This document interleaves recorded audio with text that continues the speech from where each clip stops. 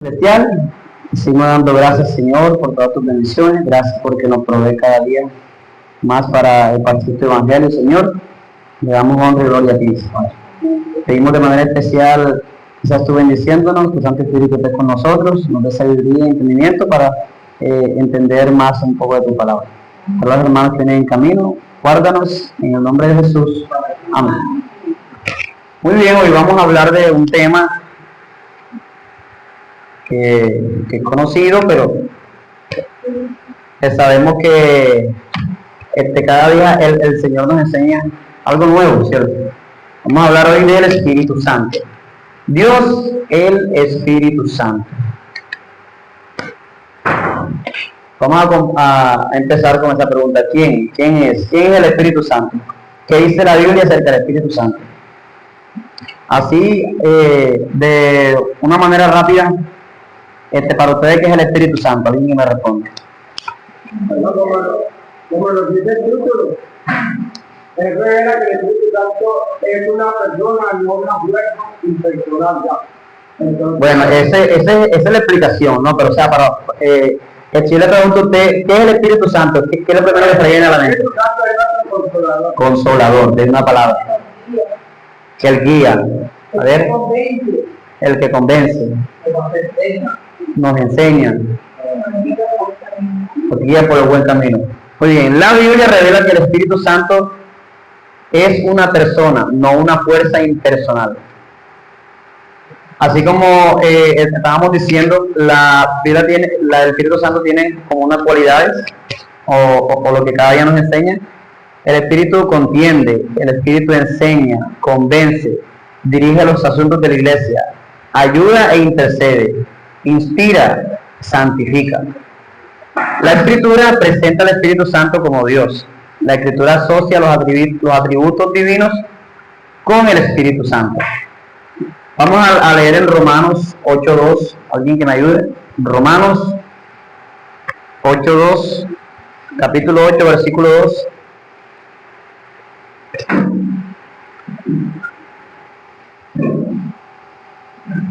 El Cristo Jesús, la ley del Espíritu que da vida, ha librado de la ley y el pecado de la muerte. Amén. Dice que la ley del Espíritu me da ¿qué? Me da vida. El Espíritu Santo da vida. Juan 16:13. Juan capítulo 16, versículo 13. Pero cuando venga el Espíritu de verdad, Él nos confiará toda la verdad, porque no hablará por su propia cuenta, sino hablará todo lo que oye, y no dejará saber las cosas verdaderas. Amén. El Espíritu Santo es verdad o mentira. Es verdad, ¿cierto?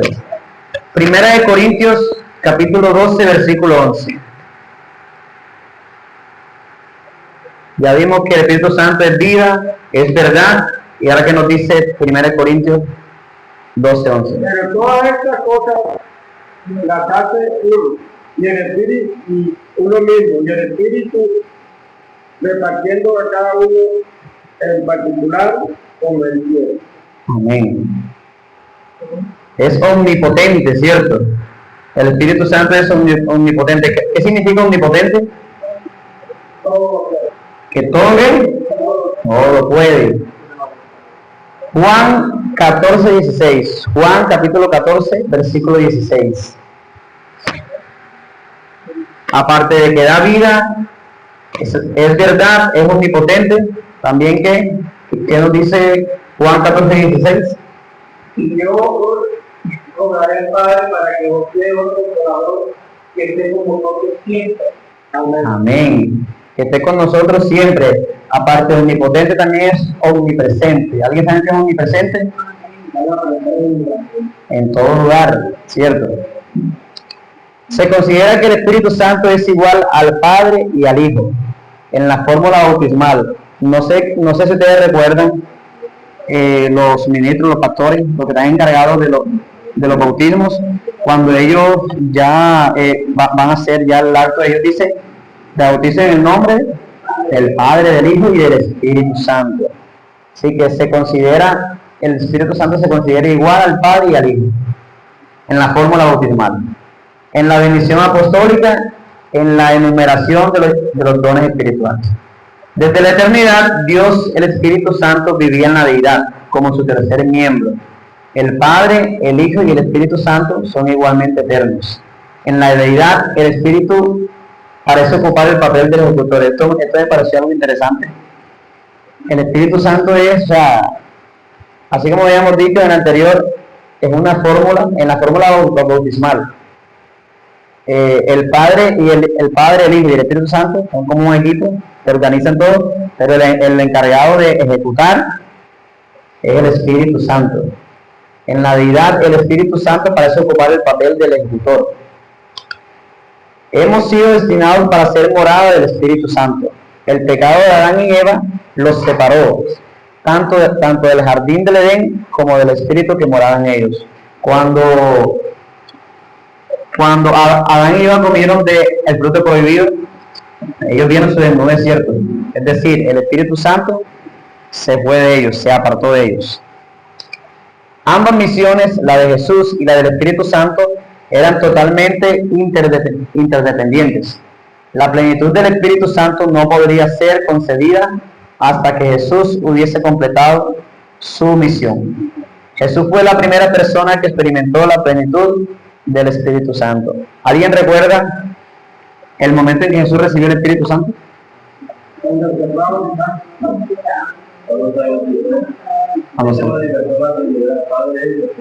Amén. Ahí vemos cómo Jesús mismo fue la primera persona que experimentó la plenitud del Espíritu Santo. El Nuevo Testamento revela al Espíritu Santo de una manera especialísima. Lo llama el Espíritu de su Hijo. Eso lo encontramos en Gálatas 4:6. El Espíritu de Jesús está en Hechos y el Espíritu de Dios está en Romanos. Podemos reconocer el señorío de Cristo únicamente por medio de la influencia del Espíritu Santo.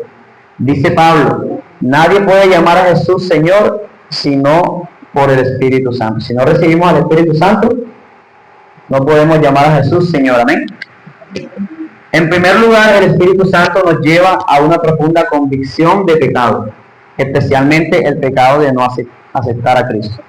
Segundo, el Espíritu urge a todos a que acepten la justicia de Cristo. Tercero, el Espíritu nos amonesta acerca del juicio. Es el Espíritu Santo es el que está aquí con nosotros, ¿cierto? El que de pronto nos dice, cuidado, el que se puede decir, yo un día vi una imagen y creo que ya todos la conocemos, que el que nos habla por aquí y el que nos habla por acá.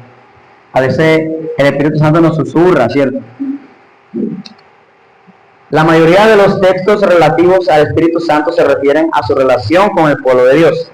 Su influencia santificadora lleva a la obediencia, pero nadie continúa experimentando su presencia sin cumplir ciertas condiciones.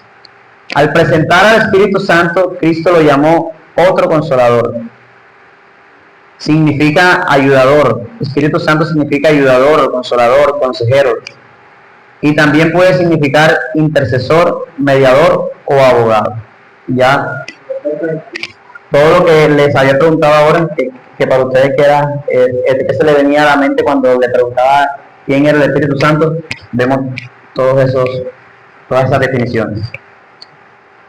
Como intercesor, mediador y ayudador, Cristo nos presenta ante Dios y revela a Dios ante nosotros. Una de sus mayores contribuciones es la aplicación de la gracia redentora de Cristo a los seres. Cristo se refirió al Espíritu Santo llamándolo el Espíritu de verdad. Sus funciones incluyen hacernos recordar todas las cosas que yo he dicho y guiarnos a toda la verdad. No solo trae el mensaje acerca de Cristo, sino que nos hace llegar a la presencia misma de Cristo. Jesús dijo, os conviene que yo me vaya, porque si no me fuere, el Consolador vendría a vosotros. No vendría a vosotros. Si no tenemos el Espíritu Santo en nosotros, si no dejamos que el Espíritu Santo se manifieste en nosotros, ¿será que estamos aceptando a Cristo verdaderamente? De ninguna manera, ¿cierto? De la misma manera como por el Espíritu Santo el Padre Perdón. De la misma manera, como por el Espíritu, tanto el Padre como el Hijo hacen su hogar en el corazón de los creyentes, así también la única forma en que los creyentes pueden permanecer en Cristo es por medio del Espíritu Santo. Vemos la importancia del Espíritu Santo en cada uno de nuestros hogares, como familia. Si el Espíritu Santo no mora en nuestra familia, aquí podemos estar aparentemente bien, pero si en nuestro hogar de pronto en las dificultades, en los problemas, en los desacuerdos, no manifestamos el Espíritu Santo en nosotros, vamos a estar mal, ¿cierto? Porque no estamos reflejando el amor de Cristo. Por cuanto el Espíritu Santo provee, esto ya lo leí, ¿cierto? No. Por cuanto el Espíritu Santo provee la presencia misma de Cristo, es el verdadero vicario de Cristo en el mundo. En su calidad de centro permanece la autoridad en todo lo que se refiere a la fe y a la doctrina. Los caminos por los cuales guía a la iglesia están enteramente de acuerdo con la verdad. Aquí hay una cualidad del Espíritu Santo: equipa a la iglesia con dones especiales. El Espíritu Santo ha concedido dones especiales al pueblo de Dios. En los tiempos del Antiguo Testamento, el Espíritu de Jehová descansó sobre ciertos individuos, concediéndoles poderes extraordinarios. También en el caso de la iglesia primitiva fue por medio del Espíritu, como Cristo le concedió sus dones.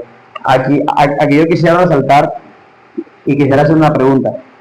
Yo tengo, ahora en el campamento, varios días, hay un amigo que él es bautista, ya, él ya lleva varios campamentos yendo, y un día estábamos varios jóvenes y empezamos a hablar y entraron varios temas, y uno de esos precisamente fue el tema del Espíritu Santo, o sea, cómo en la iglesia de ellos, cómo se manifiesta el Espíritu Santo.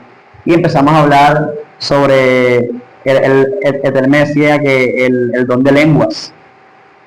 Él me decía que el Espíritu Santo, el don de lengua es una manifestación del Espíritu Santo.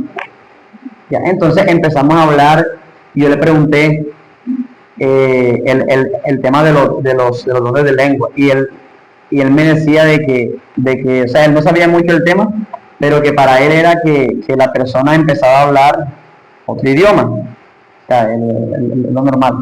Entonces, ¿será que eso, el don de lengua es una manifestación del Espíritu Santo? No, porque el don de lengua se hablan en muchas partes del mundo, ya en todas partes del mundo. Para mí ese es el don de lengua. Si uno vaya a un extranjero, vaya a otra parte, tiene un dialecto diferente, el hablar es diferente. Entonces, entiendo yo lo que pasa es que, y lo que sí está errado es la manifestación que hay hoy día. Eso sí es errado. El Espíritu Santo se llama el don de lengua cuando es necesario, pero no es la forma como se hace hoy día. Porque si la persona que estuviera hablando de un idioma diferente, un idioma que sea real, un idioma que realmente exista y que sea necesario en ese momento hablarlo, porque la gente habla ese idioma, pero no lo que hacen ahora, que es una carta de palabras que no significa nada.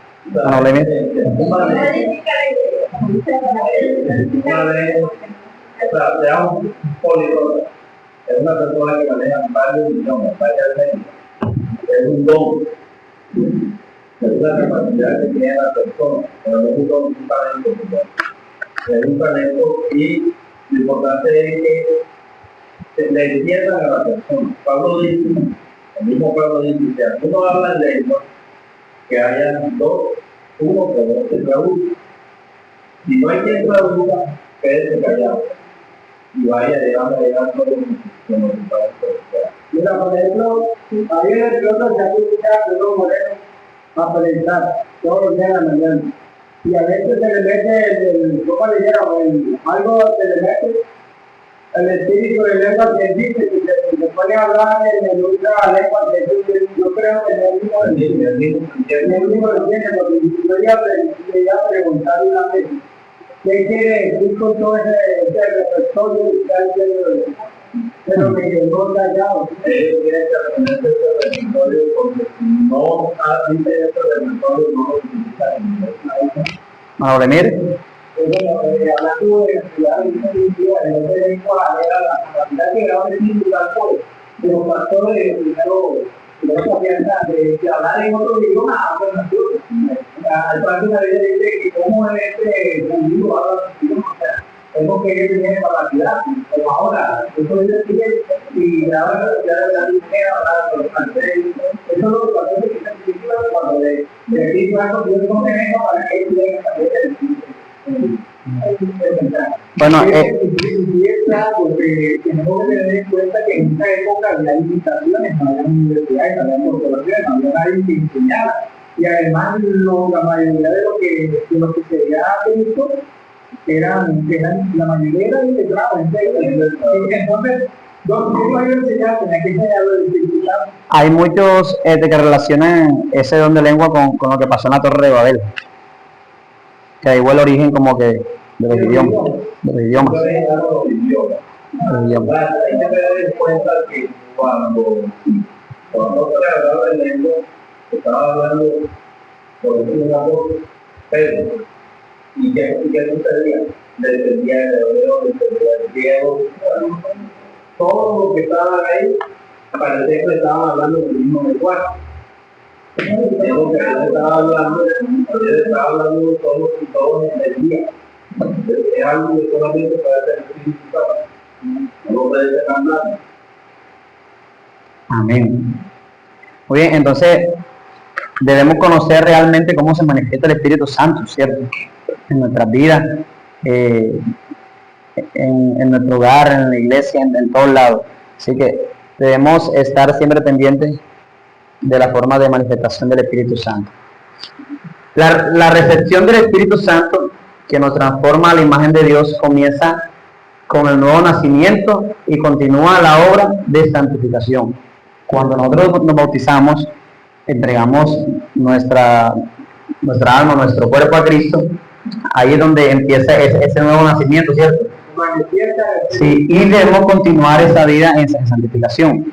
Ahí es cuando el enemigo pues nos va a atacar más, nos va a poner más trabas, pero si realmente aceptamos a Cristo y tenemos el Espíritu Santo, vamos a poder superarse.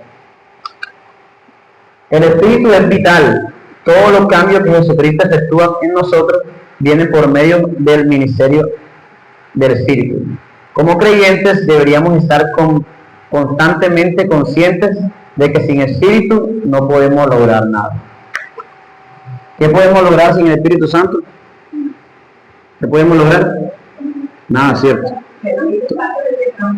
El que transforma, el que cambia, el que convence, nos enseña, nos guía.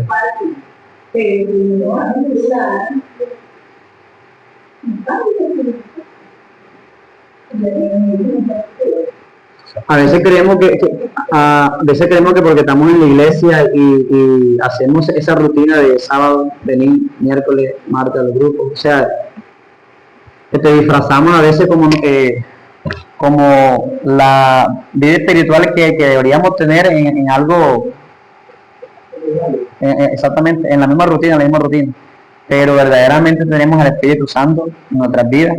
Cuando hay problemas, cuando hay una discusión con nuestra pareja, en nuestro hogar, estamos realmente reflejando el Espíritu Santo. El testimonio con los vecinos, estamos reflejando el Espíritu Santo.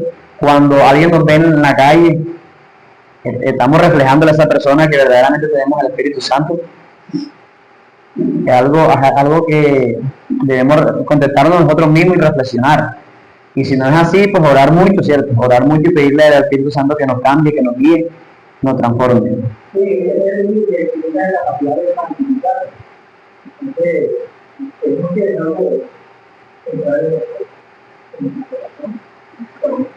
a veces uno ve, un día también estaba hablando con un amigo de que él es cristiano también, adventista de Barranquilla, y él decía que en su hogar hay muchos problemas, muchos desacuerdos, y él tiene amigos y amigas que no son así católicos, y él nunca ve peleas, él nunca ve así como que tantos problemas, Entonces, a veces él se queda como, como pensando y parece a veces esa persona como que tuviera más cerca a Dios, más cerca al Espíritu, que lo que supuestamente está en la iglesia.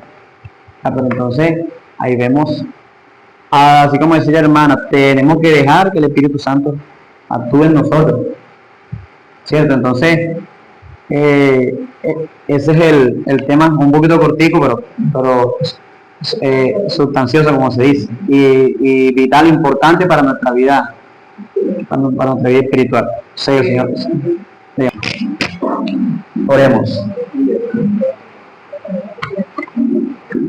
Querido Dios, gracias te damos nuevamente, Señor, porque nos dejaste esa alma poderosa, Señor, donde podemos fortalecer nuestra vida espiritual, Señor. A veces tenemos dificultades, pasamos por valles de sombras, pero tú nos prometes que vas a estar agarrado de la mano de cada uno, Señor. Ayúdanos cada día a superar las pruebas, las dificultades, las tentaciones. Ayúdanos cada día a acercarnos más a ti y que aceptemos verdaderamente tu Espíritu Santo, que trabaje en nuestra vida, que trabaje en nuestras relaciones, y te dejamos todo a ti, Señor.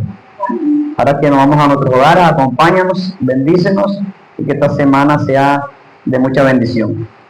Gracias por todo, te lo pedimos y agradecemos en el nombre de Cristo Jesús. Amén.